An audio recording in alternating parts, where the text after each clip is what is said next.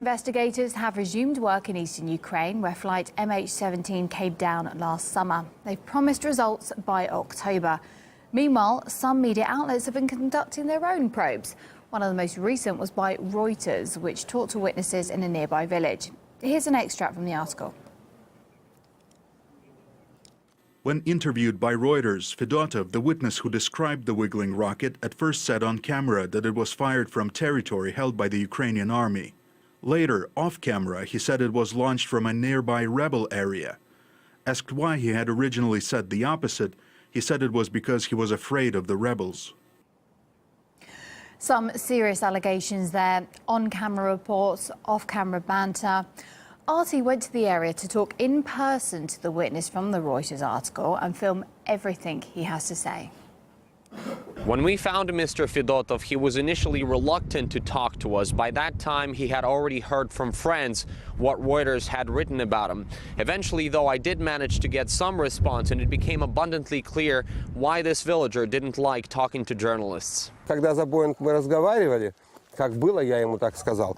А вот это вот без камеры, там всю эту мутату, которую он уже сам придумал, это ложь, потому что я без камеры вообще на эту тему мы не разговаривали.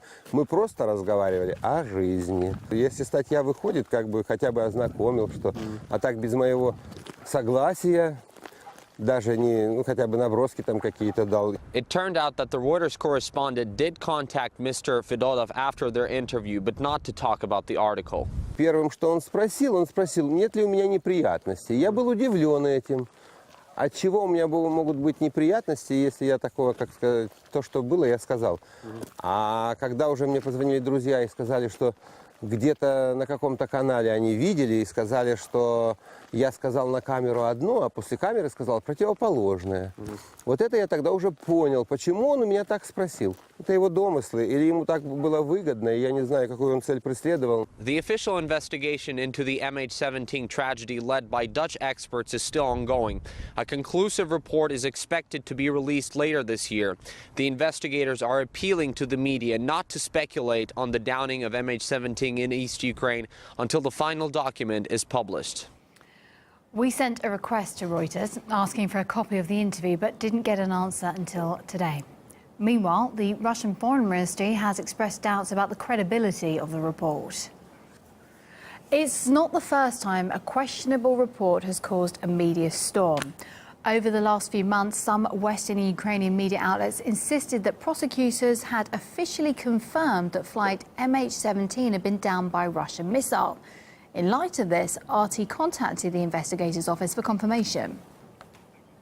I'm not familiar with these reports, but I can say for sure that they are not correct. We are still investigating the plane crash. We are not yet ready to take any conclusion. Political analyst Neil Clark says a lot of Western media don't bother checking the facts before posting their stories.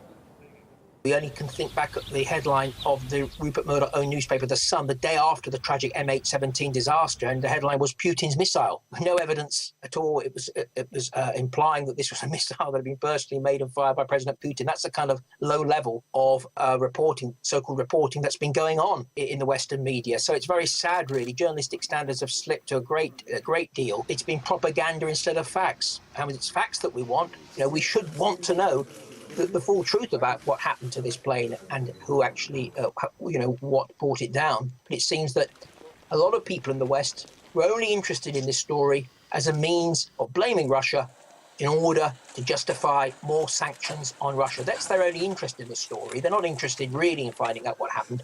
They're only interested in using it in their campaign to demonize Russia.